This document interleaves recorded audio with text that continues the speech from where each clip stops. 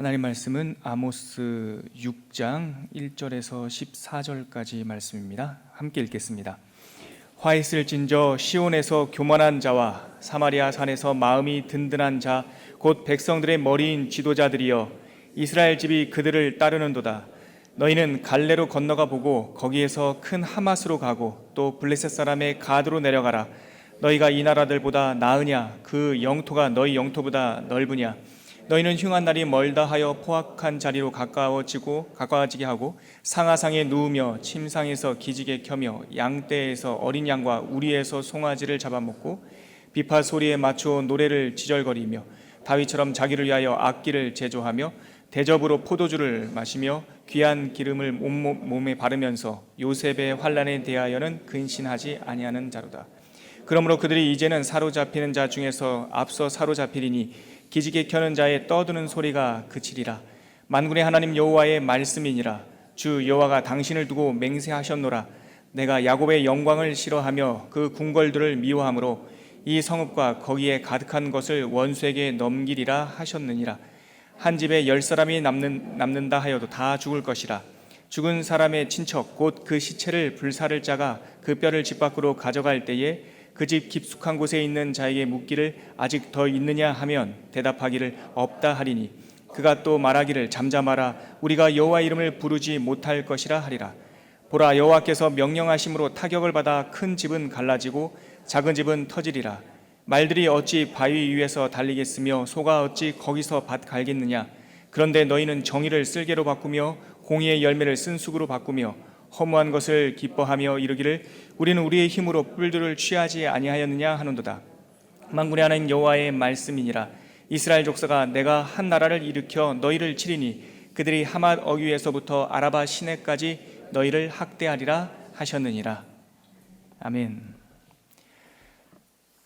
성경의 예언서는 기본적으로 두 가지 역할을 합니다. 하나는 이 땅을 향한 하나님의 냉엄한 진단의 기능이 있고, 다음으로는 이 쓰러져 있는 백성들을 일으켜 세우는, 치료하는 기능을 합니다. 그래서 예언서는 이 시대를 향한 하나님의 진단서이자 처방전입니다. 하나님의 질책이 더불어 담겨 있는데, 더불어 그 질책뿐만 아니라 정확한 치료제가 예언서에는 담겨 있는 것입니다. 그럼 예언서가 준엄하게 질책하는 그 대표적인 타겟은 무엇입니까?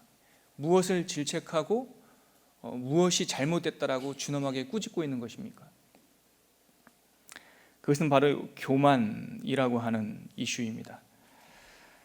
교만은 죄가 들락거리는 관문이자 죄악의 방아쇠입니다.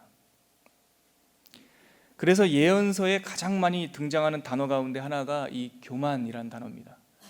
제가 어제 찾아보니까 구약 성경에 한 100여 번 나오는데요, 그 중에 절반 이상이 예언서에 나옵니다. 이것으로부터 자유롭다고 말할 사람이 없습니다. 마치 이 교만이라고 하는 것은 인간의 허리에 깊게 박혀있는 어쩌면 유전적인 가시와 같습니다. 끝없는 씨름이고, 좀 전에 말씀드렸듯이 파멸에 이르는 발화 버튼이고 추락의 지름길입니다. 우리가 잘 알고 있는 잠언 16장 18절에는 교만은, 우리가 거의 암송하는 구절이죠. 교만은 패망의 선봉이요 거만한 마음은 넘어짐의 앞잡이다. 유대인들은 이 구절을 어릴 때부터 암송하게 만들고, 시편 기도로 아침 식사에 식탁을 열었으면 집을 나가기 전에 아이들에게 반복적으로 암송시키는 구절이었습니다. 아이들이 뭐 얼마나 잘못하면 얼마나 교만했기에. 그러니까 이거는 윤리적인 어떤 도덕적인 그 저울에 재서 우리를 가늠하는 그런 내용이 아니라 우리의 유전적 요소가 그렇다는 거예요. 나는 별로 교만한 것 같지 않은데 그 사람이 제일 교만한 겁니다. 우리는 피할 수 없는 주제입니다. 예언자 아모스는 둘러 지금 말하지 않고 아주 직접적으로 본론으로 바로 들어가고 있습니다. 우리가 읽었던 6장 1절과 2절을 다시 한번 읽어볼까요? 시작. 화 있을진저 시온에서 교만한 자와 사마리아 산에서 마음이 든든한 자 곧 백성들의 머리인 지도자들이여 이스라엘 집이 그들을 따르는도다. 너희는 갈레로 건너가 보고 거기에서 큰 하맛으로 가고 또 블레셋 사람의 가드로 내려가라. 너희가 이 나라들보다 나으냐? 그 영토가 너희 영토보다 넓으냐? 우리가 읽는 이 개역 개정 성경은 점잖하게 화 있을진저 이렇게 번역하고 있는데요. 좀 더 이 일상의 언어로 번역된 이 세번역 성경이라고 하는 성경에 보면 이 화 있을진저라고 하는 단어를 너희는 반드시 망한다 이렇게 시작합니다. 뭐라고요? 너희는 망한다 이렇게 시작한다. 그 너희가 누구냐면 교만한 사마리아 산 시온에서 교만한 자, 시온이라고 하면 예루살렘을 말하는 겁니다. 남왕국 유다예요. 남왕국 유다. 그리고 사마리아 산에서 마음이 든든한 자, 이거는 북왕국 이스라엘을 말하는 거예요. 지금 아모스 선지자는 직접적으로 타겟을 북왕국 이스라엘을 향하고 있지만 이 교만이라고 하는 것은 딱딱 요 대목에 이르르면 북왕국 이스라엘뿐만 아니라 남왕국 유다까지 남과 북 말하면은 전 사람들을 다 지칭하는 말입니다.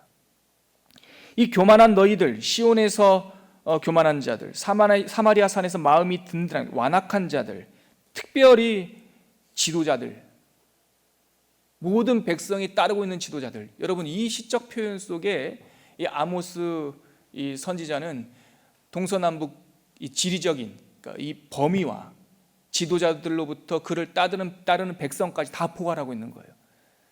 다시 말해서 너희는 반드시 망한다. 이 땅에 있는 모든 사람들, 교만한 자들이요. 이렇게 질책하고 있는 겁니다. 2절에 한번 보시겠습니까? 너는 칼레로 한번 건너가 보라. 이 칼레라는 게 북방 지역, 북쪽에 있는 그 다메섹 위쪽에 있는 도시 이름입니다. 거기에서 큰 하맛으로 가봐라. 이건 남서쪽에 있는 큰 도시입니다. 이스라엘 이 땅의 북쪽 경계, 우리나라로 말하면 제가 어제 이 말씀을 읽다가 이렇게 상상이 되었어요. 이 큰 하맛이라고 말하면 우리나라 한반도에 저기 뭐 신의주쯤 될 것 같습니다. 북쪽 경계. 칼레는 북간도, 우리나라 사람들이 가서 살고는 있지만 우리나라 땅이 아닌 그런 땅. 그러니까 칼레와 큰 하맛 그러면 북쪽 끝지경을 말하는 거예요. 변방 끝까지 가봐라. 그 거친 사람들이, 북방 사람들이 살고 있는 그 도시까지 한번 가봐라. 그리고 남쪽으로 내려와서 블레셋 사람의 가드라고 하는 그 도시로도 한번 가봐라. 야, 니네들이 둘러보니까 이 나라들이, 이 도시들이 너희와 다를 바가 있더냐? 이 도시들이 특별히 너희와 차이가 있더냐? 없다라는 겁니다. 다시 말해서 하나님께서 말씀 주고 진리의 담지자라고 구별한 이스라엘 백성들이 이 변방 땅끝에 있는 도시들과 별반 다를 것이 없었다라는 거예요. 그러면서 무감각해지고 완악해지는 거죠. 이 사람들은 지금 헛된 교만에 빠져 있는 겁니다. 만사태평하고 안일하고 그들이 사는 곳은 지상 최고의 장소인 양 지금 거들먹거리면서 살고 있는 거죠. 다를 바가 없는데도 불구하고. 물론 지금 책망하고 있는 이 사마리아 성, 이 북왕국 사마리아 성은 견고한 성이기는 했습니다. 열왕기 하 17장에 보면 그 아수르 왕 에셀핫돈이 쳐들어오니까 이 사마리아 성이 3년 동안 이 공성전을 해요. 성문을 걸어 잠그고 3년 동안 이 대제국이라고 하는 이 아수르의 왕의 친위대 군대 앞에서도 3년 동안 저항을 한다고요. 네, 괜찮은 성이었습니다. 그런데 분명한 사실은 결국 이 사마리아 성은 망했다라는 겁니다. 722년에. 이들은 자긍할 만하고 자랑할 만하고 그럴싸해 보이는 성을 갖고 있었지만 결국은 하나님의 진노가 쏟아지자 그 성은 무너지고 맙니다. 무감각도 죄악입니다. 안일함도 교만입니다. 근신과 경계함이 없는 안일함, 그 안일함은 표면적으로는 주님이 주시는 평화랑 비슷해 보이지만 자신만만함은 평화랑 비슷해 보이지만 사실 하나님이 없는 이 안일함과 든든한 자고한 마음은 죄악의 넘어짐의 앞잡이인 것입니다. 이어서 이 6장은 이 교만한 이스라엘 사람들 속에 있는 그 교만의 죄악의 특징에 대해서 아래 다음 나오는 구절에서 계속 묘사하고 있습니다. 먼저 하나님께서는 3절부터 7절까지 말씀을 통해서 교만은 파멸로 이끄는 탐심이다 라고 지적하고 있습니다. 우리 먼저 3절과 7절 한번 읽어볼까요? 시작.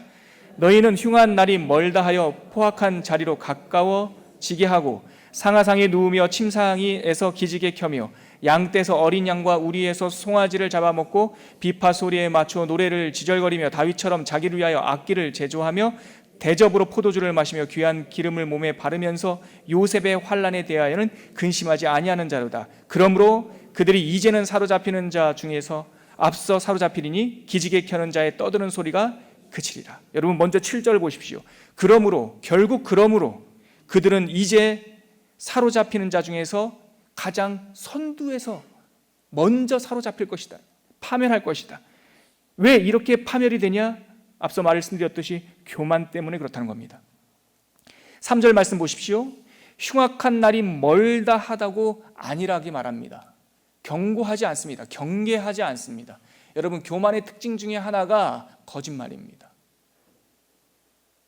호도하는 겁니다. 위기인데도 불구하고 위기라고 외치지 않습니다. 미가서에 보면 이 끝시대, 이 재앙의 시대에 재앙의 시대를 살고 있는 왕과 선지자로 대표되는 지도자들이 나오는데 정치 지도자인 왕들은 거짓 이 선지자들을 불러다가 자기 귀에 좋은 예언만 해달라고 말합니다. 그러니 종교 지도자들은 와서 하나님의 계시가 없다 보니 입에 뭐 물을 것만 주면 그냥 샬롬 샬롬 말합니다. 그러다가 나라가 망합니다. 여러분 우리 시대도 한번 주목해 보십시오. 세상 열방에 있는 많은 나라들은 한반도가 위기의 그 벼랑 끝에 있다라고 경고하는데 우리만 담대합니다. 아주 근심과 걱정이 없습니다. 네, 불필요하게 사회적인 위기와 공포를 조장할 필요는 없죠. 그러나 냉정하게 눈을 떠서 봐야 됩니다. 불과 직선거리로 350km 북쪽에 있는 그 철없는 30대 지도자는 핵을 들고 장난하고 있어요. 나라의 정치 지도자들은 분열하고 있어요.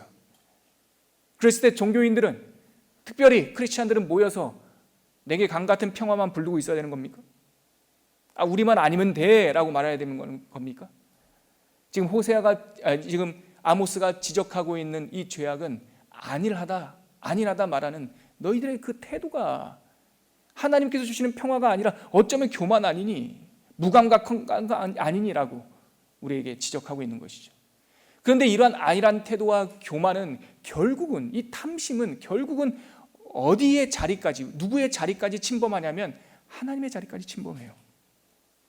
괜찮아, 우리 안전할 거야, 우리는 걱정 없어, 그 심사를 보십시오.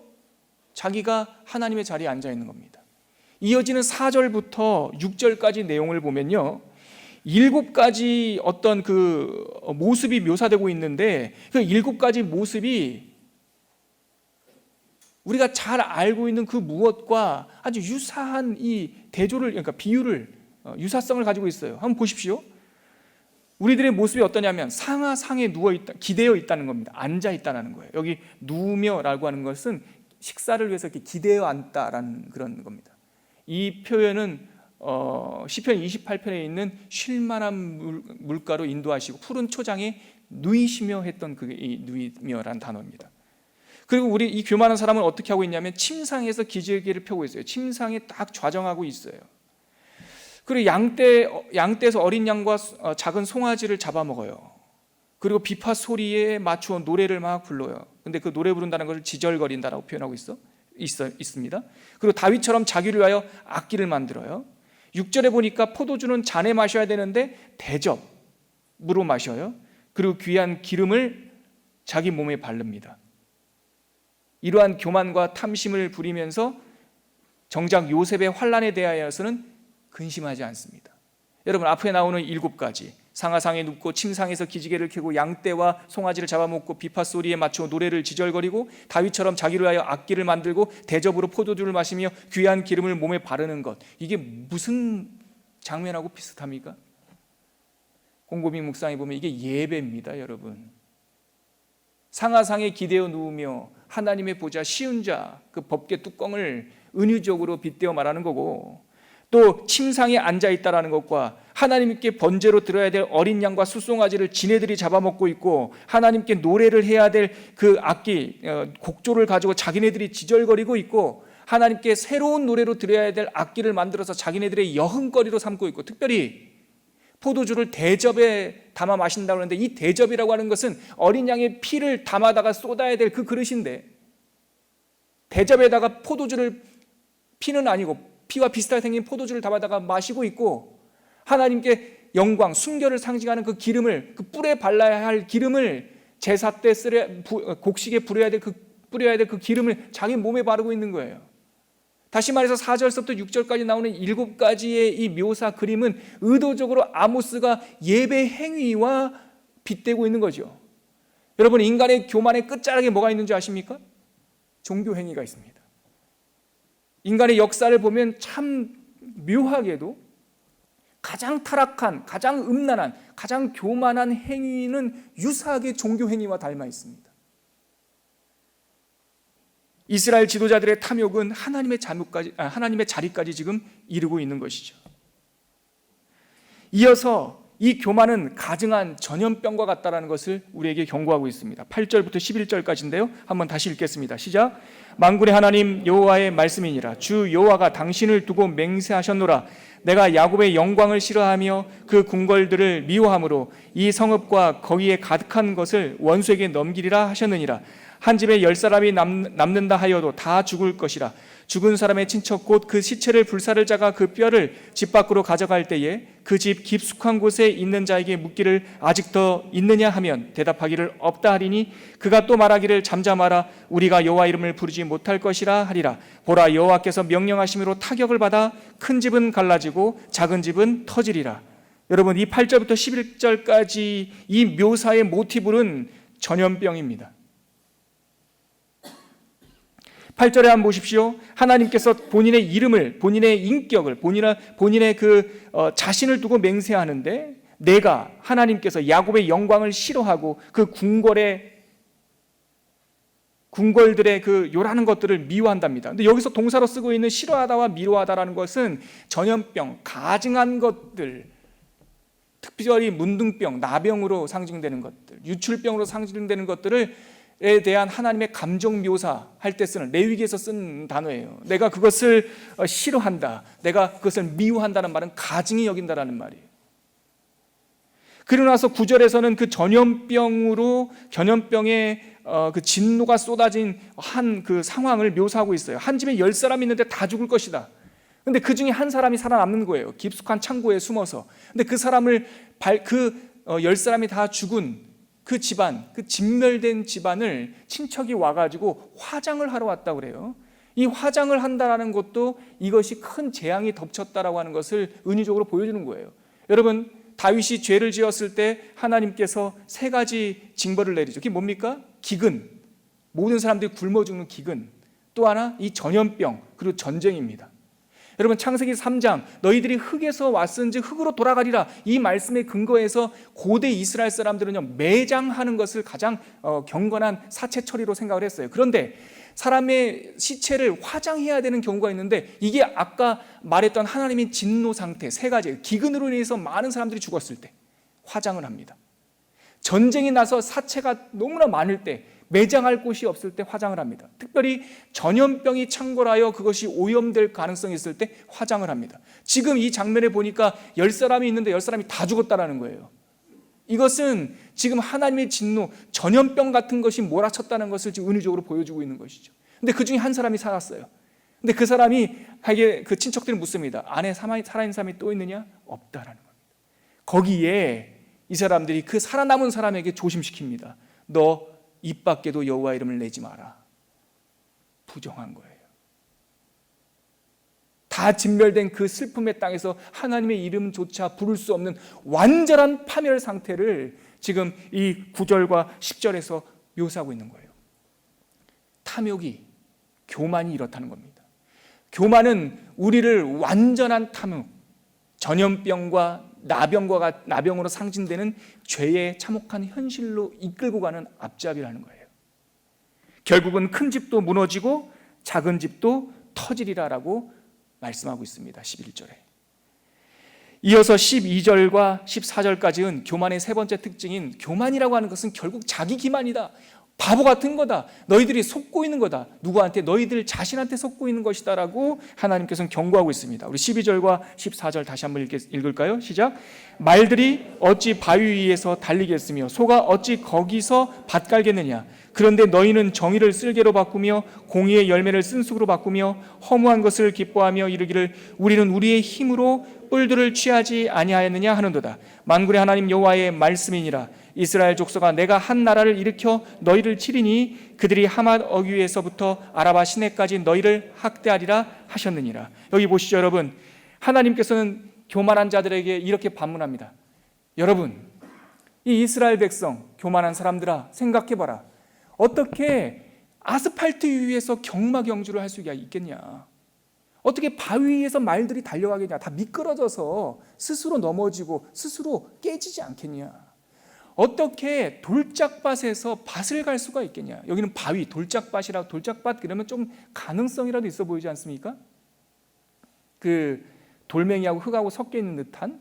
그런데 여기서 말하는 이 바위는 이스라엘 상황, 이 지리적 상황을 좀 이해해야 되는데, 이스라엘에 가면 이 암석 위에 모래 같은 흙가루가 살짝 덮인 땅들이 있어요. 그래서 겉에서 보면 흙 같은데 살짝 걷어내면 그 속에 단단한 돌이 있다고요. 예수님의 비유 중에 그 돌짝밭에 씨가 뿌려졌다라고 하는 것은 그것 상징하는 것이고, 여기서 이 바위, 어떻게 바위 위에서 밭 갈겠느냐라고 말씀할 때 이 바위가 바로 그것을 말하는 거예요. 어떻게 돌멩이, 바위 위에서 씨를 뿌리겠느냐? 이거는 뭡니까? 불가능성을 말하는 것이 아니라 가능성을 말하는 것이 아니라 아예 불능할 수 없다는 것이죠. 너희들이 교만이 그렇다는 거예요.